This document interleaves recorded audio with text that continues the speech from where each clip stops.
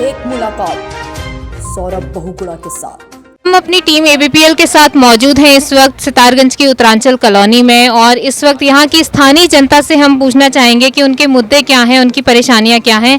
तो आप क्या कहना चाहेंगे कि आपको क्या समस्याएं रही हैं इस बीच में, या जो आपकी परेशानियाँ थी वो पूरी हुई हैं क्या? सबसे पहले परेशानी वाली बात है तो आप जैसा कि देख रहे होंगे कि हम लोगों को जाने आने के लिए सबसे ज़्यादा असुविधा होती है कि हमारी कॉलोनी में आज तक 4 साल हो गए इस कॉलोनी को बने हुए, लेकिन आज तक इसमें रोड का उद्घाटन हुआ है लेकिन अभी रोड बन नहीं पाई।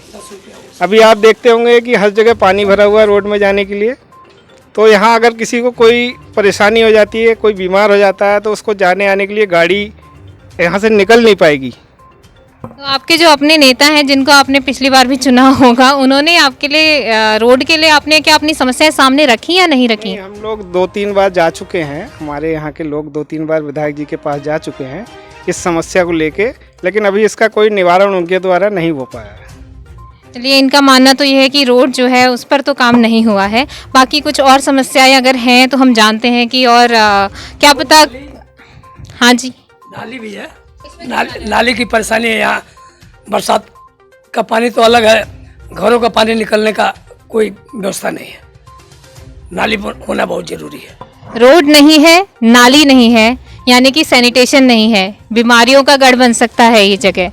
यहाँ पे कूड़े की समस्या है, आते ही एंट्री हमारा कूड़ा मतलब कूड़ेदानी नहीं है कि इसमें कोई कूड़ा फेंक सके।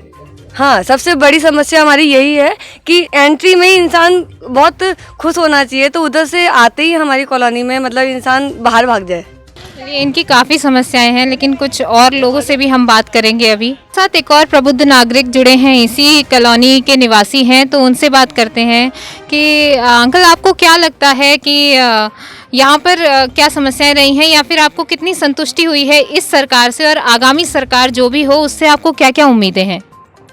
ऐसा ना, उम्मीदों का तो आदमी आशा में लगा रहता है कि कब क्या होगा क्या नहीं होगा। उम्मीदें तो बढ़ती ही रहती हैं, आदमी की इच्छाएं आकांक्षाएं होती हैं। यह है कि यहाँ जैसे नई कॉलोनी बनी थी हमारे यहाँ करीब 3 साल से तो हम रह ही रहे हैं यहाँ सभी लोग। रोड का है मेन चीज़, रोड नहीं बन पाई अभी तक। तो आगामी सरकार से आपकी क्या उम्मीदें हैं? ऐसा ना, उम्मीदें तो यही है, हमें विकास का वो है, आदमी का हर किसी को विकास है, या शिक्षा है, या यहाँ कहीं कोई अच्छे मेडिकल कॉलेज हैं, ये हैं या अच्छे डिग्री कॉलेज है जैसे वहाँ है, उसमें सब कक्षाएं हों, आगे के लिए सब वो हों, विषय हों, तो टीचर हों उनके। और क्या है, चिकित्सा का है और शिक्षा का है, मेन चीज़ तो यही है। जो जहाँ रह रहा है उसको बिजली पानी सड़क की ये सुविधा चाहिए। चलिए, हमें ये तो समझ में आया कि समस्याएं बहुत हैं, समाधान अभी कम हुए हैं। आशा करते हैं कि जो आगामी सरकार है और हमारी इस चर्चा को सुने जो भी लोग हैं, और उस समस्या पे अमल करने की कोशिश करें, उस पर काम करने की कोशिश करें, और ताकि उनको हम लोगों को यहाँ के लोगों के निवासियों को एक विकसित रूप देखने को मिले कि कैसे काम होता है। सितारगंज के कुछ प्रबुद्ध नागरिक जुड़े हुए हैं अभी, और इन्हीं में से कुछ लोगों से हम कुछ सवाल पूछेंगे। आइए जानते हैं, आपको क्या लगता है कि इस बार किसकी सत्ता आने वाली है? देखो, भारतीय जनता पार्टी की सत्ता आ रही है। आपने क्या देखा इस पार्टी के कामों में, कुछ आप बता सकते हैं? जी बताइए सर। हमारे यहाँ सिरसा मोड़ शक्ति फार्म रोड बहुत 50-60 सालों से बेकार बंजर पड़ा हुआ था। आज वो रोड ऐसा बनाया है कि बस लोग जाते हैं तो खुश होते हैं कि सौरभ बहुगुणा। आप क्या कहना चाहेंगे? देखिए, सौरभ बहुगुणा जी और उनके पिताजी जब से यहाँ आए हैं तब से इन्होंने इस क्षेत्र में विकास की गंगा बहाई। इससे पहले सितारगंज में इतना अच्छा विकास नहीं हुआ। आज हम बात करने जा रहे हैं एक ऐसी युवा शख्सियत से जिन पर राजनीतिक जिम्मेदारियां बहुत सी हैं। जिस सीट को उन्होंने संभालना है, जिस सीट को संभालने और बचाने का दायित्व उन पर है, वो सीट उनकी रियासती सीट मानी जाती है। तो सौरभ जी, हम आपका स्वागत करते हैं, हमारे साथ जुड़ने के लिए बहुत बहुत धन्यवाद आपका। बहुत बहुत धन्यवाद। मेरे पास कुछ निजी सवाल तो नहीं है, लेकिन जनता के सवाल आज हैं, और ज़्यादा वक्त नहीं लूँगी, कुछ सवाल आपसे पूछना चाहूँगी। सबसे पहले ये जानना चाहूँगी कि आपके 5 साल जो बीते हैं वो कैसे बीते? देखिए अच्छे भी थे, लेकिन बीच में कठिनाइयाँ भी आई। 2 साल कोरोना काल का ऐसा काल आया जिसमें हमारे लगभग कार्यकाल के सारे फंडिंग हमारी काट दी गई, हमारे लाइब्रेरी कट गई, कुछ काम कराने में हमको समस्या आई 2 साल। अदरवाइज ओवरऑल अगर आप पिक्चर को देखें तो I think I am very much satisfied. आप युवा नेता हैं, युवाओं के आइकन माने जाते हैं, तो युवाओं के लिए स्पेशली आपने ऐसा क्या किया, कुछ अगर पॉइंट्स आप हमें बता सके। देखिए सबसे बड़ी चीज़ तो हमारे युवाओं के लिए यहाँ पर डिग्री कॉलेज का निर्माण हुआ। जो हमारे सागर में डिग्री कॉलेज नहीं था, उनका बच्चों को कटिमारू स्कूल हल्द्वानी जाना पड़ता था। हमने अपना पूरे सितारगंज ब्लॉक का एक अकेला अटल उत्कृष्ट विद्यालय, जिसमें कि इंग्लिश मीडियम में सरकारी फीस पे पढ़ाई कराई जाएगी CBSE बोर्ड पैटर्न पे, वो हमने शक्ति फार्म रूपपुर इंटर कॉलेज में खुलवाया।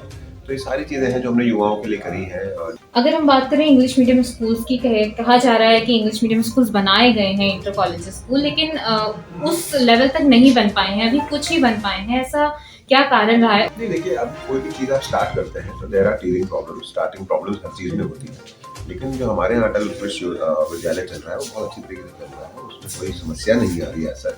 लेकिन जब भी कोई पैटर्न को आप अपनाएंगे तो उसको धरातल में उतार के और उसको फुल्ली फ्लैश चलाना और उसको सक्सेसफुल पैटर्न करने में थोड़ा समय लगेगा। एक सवाल और है जो आसपास की जनता ने ही पूछा था, थोड़ा हमने सर्वे किया था, फील्ड सर्वे, टेलीफोनिक सर्वे, वहाँ से हमें सवाल मिले थे, तो उनका एक सवाल मैं आपके सामने रखना चाहूँगी। सितारगंज की चीनी मिल को सरकारी व्यवस्था से हटाकर PPP मोड में चलाया जा रहा है। क्या आपको नहीं लगता कि आपकी पार्टी की सरकार अपनी जिम्मेदारियों से पल्ला झाड़ रही है? देखिए मेरा पर्सनल अगर आप माना तो मैं कहता हूँ कि सरकार का काम बिजनेस करना नहीं है। आप किसी भी देश में चले जाइए, आप यूरोप उठा लीजिए, आप अमेरिका चले जाइए, कौन सी सरकार चीनी मिले और ये सारी बिजनेस, तो सरकार का काम बिजनेस करना नहीं होता, सरकार का काम सुविधाएं प्रोवाइड करना होता है। और जो चीनी मिल की आप बात कर रही है, सितारगंज चीनी मिल में, वो 2012 में जब पिताजी मुख्यमंत्री बने थे तभी भी इसको PPP मोड डालने का फैसला किया गया था, क्योंकि ये बहुत लॉस में चल रही थी। और 2012 में उस वक्त इसका विरोध हुआ PPP मोड डालने का। जब 2017 में हम आए तो इसमें 400 करोड़ के आसपास का लॉस हो गया था। तो that is the reason why we give it on lease mode, it is not on PPP mode, हमने उसको लीज मोड पे दिया है। एक और सवाल है स्वास्थ्य को लेकर। स्वास्थ्य के क्षेत्र में सितारगंज में सुविधाओं का अभाव रहा है। अस्पताल की बिल्डिंग एक निजी कंपनी के CSR बजट के थ्रू बनाई जा रही है, और अस्पताल में MRI मशीन तो छोड़िए, एक्सरे मशीन भी अवेलेबल नहीं है। तो इस पर आपका क्या विजन है? अभी तक कुछ हो नहीं पाया और आगे क्या आप करने वाले हैं? इसको मैं आपको थोड़ा सा करेक्ट करूंगा, कहीं नहीं आपकी इन्फॉर्मेशन थोड़ी सी गलत है कि हमारे सितारगंज अस्पताल में एक्सरे मशीन उपलब्ध है। 18 लाख रुपए की एक्सरे मशीन मैंने ही ला के TSDC से CSR फंडिंग में सितारगंज CHC को दिलवाई है। कलर्ट मशीन है, इट्स 300 mm मशीन जो कि टॉप ऑफ हॉस्पिटल्स में होती है, और वो हमारे सरकारी अस्पताल में आज भी है। और बाकी मशीन जो मैं आपको बता रहा हूँ, अब आपने स्कैन मशीन की बात करी, CT स्कैन मशीन की बात करी, MRI की बात करी, उसके लिए टेक्नीशियंस होने जरूरी है। हम यहाँ पे मशीन को लाके उनको जंग खिलवाएं, all these machine expensive machine, ये सब महंगी मशीनें हैं, कोई 40 लाख की है, कोई 1 करोड़ की है, और हम उनको लाके यहाँ पे इंस्टॉल कराते हैं, लेकिन वहाँ पर डॉक्टर उसका टेक्नीशियन नहीं है, तो उसको रन कौन करेगा? सर उन टेक्नीशियंस को लाना मैं आपको ये बता दूं, देखिए उत्तराखंड में डॉक्टर्स और टीचर्स का हमेशा, कोई आज इस सरकार में नहीं है, लेकिन जितने डॉक्टर्स इस सरकार ने उपलब्ध कराए हैं स्टेट को, आज तक आप रिकॉर्ड उठा लीजिएगा 2002 से लेके आज तक का, कभी उत्तराखंड में इतने डॉक्टर्स अस्पतालों को उपलब्ध नहीं कराए गए जितने इस सरकार ने कराए। सर वहीं आपकी बात मैं फिर से काटूंगी कि ये टेक्नीशियंस की आप बात कर रहे हैं, तो एक्सरे का टेक्नीशियन है हमारे, एक्सरे मशीन जो है हमारी फुल्ली कार्यरत चल रही है, हमारी फुल्ली फंक्शनेबल है, उसमें हमारे टेक्नीशियन भी है। मैं एक पहला ऐसा विधायक हूँगा जिन्होंने इस बार सिडकुल से अपने सरकारी अस्पतालों को 5 करोड़ रुपए की फंडिंग करवाई। अगर कोई CSR फंडिंग में पैसा तो उनको खर्च करना ही है ना, अगर वो सरकार की तरफ हो रहा है तो हमारा क्या नुकसान हो रहा है? उसमें नुकसान नहीं है, लेकिन जो चीजों की कमी रह गई उसमें तो आप काम कमी तो हम कर ही रहे हैं। अगर मैं आपको बता रहा हूँ, एम्बुलेंस नहीं थी, आज हमने एम्बुलेंस प्रोवाइड करी है तो कमी दूर हुई। एक्सरे मशीन नहीं थी, एक्सरे मशीन प्रोवाइड करी तो कमी दूर हुई। यहाँ पे डॉक्टर्स नहीं थे, डॉक्टर्स प्रोवाइड किए तो कमी दूर हुई। तो आने वाले समय में हम होप कर सकते हैं कि आप स्पेशलाइज्ड टीम को एटलीस्ट वहाँ रख पाए, है ना, और उत्तराखंड सरकार से अपनी तरफ से कुछ ये बातें कह पाए कि टेक्नीशियंस को रखा जाए, वैकेंसी जो है उन्हें पूरा भरा जाए, है ना, ये तो हम आपसे उम्मीद कर सकते हैं। अच्छा प्रोसेस है, हम काम कर रहे हैं ऑलरेडी। इस बार भी हमने जब 5 साल के कार्यकाल में हमने बहुत बार रिक्वेस्ट करी लेकिन क्योंकि हमारे मेडिकल कॉलेजेस बने थे, क्योंकि हमारे बड़े बड़े जो जैसे हल्द्वानी हो गया, आपका रुद्रपुर हो गया, आपका अल्मोड़ा मेडिकल कॉलेज हो गया, आपका हरिद्वार में हो गया, आपके देहरादून में हो गया, यहाँ पर उपलब्धता ज़्यादा कराने की जरूरत थी, क्योंकि ये सारे ऐसे हॉस्पिटल हैं जहाँ पे पूरे उत्तराखंड के लोग जाते हैं। हल्द्वानी सुशीला तिवारी में आप देख लीजिए, सारा उत्तराखंड पूरा कुमाऊं से इफेक्ट होता है। हमारा मेडिकल कॉलेज रुद्रपुर पूरा कुमाऊं, पूरा यूपी तक के लोग वहाँ पे आके अपना इलाज करवा रहे हैं। देहरादून हो गया मेडिकल कॉलेज, तो प्राथमिकता हमारी वहाँ थी जहाँ पे सबसे ज्यादा लोगों का फोकस रहता है। लेकिन फिर भी मैंने आपको बताया कि देखिए टेक्नीशियन ऐसी चीज़ है, हमारे पास एक्सरे का टेक्नीशियन आ गया, हमने एक्सरे मशीन उपलब्ध करा दी। हम कोशिश यही करेंगे कि जब भी अगली सरकार बनेगी और यहाँ से अगर मैं विधायक बनूंगा तो मैं यहाँ पर जो भी कमियां हैं, चाहे वो टेक्नीशियन को, चाहे वो MRI मशीन की हो, चाहे जिसकी भी हो, पूरी करेंगे। सर एक सवाल और है कि मंत्री पद के लिए आपको क्या लगता है? मैं जीतना नहीं सोचता, वन स्टेप एट टाइम। अगर मैं मेहनत करूंगा, पार्टी की नीति और नीति के अंदर चलूंगा, पार्टी को लगता है कि सौरभ भगोड़ा एक अच्छा कार्य करता है, उत्तराखंड में अपनी सहभागिता कर सकता है और सितारगंज से चुनाव जीत सकता है, तो पार्टी ने मुझे बहुत सम्मान ऐसे भी दिया है।